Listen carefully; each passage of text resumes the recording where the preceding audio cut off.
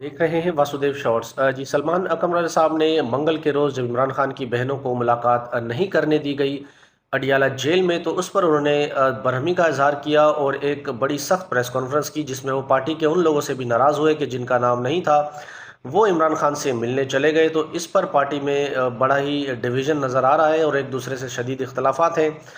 और इस पर बैरिस्टर गौहर साहब का भी कहना है कि 25 तारीख को, यानी 25 मार्च को है, वो बैरिस्टर गौहर बताते हैं कि सलमान अकरम रज़ा साहब का भी नाम नहीं था, लेकिन वो इमरान खान की बहनों को छोड़कर चले गए, ख़ुद मिलने चले गए। तो ख़ुद वो किस हैसियत से मिलने गए?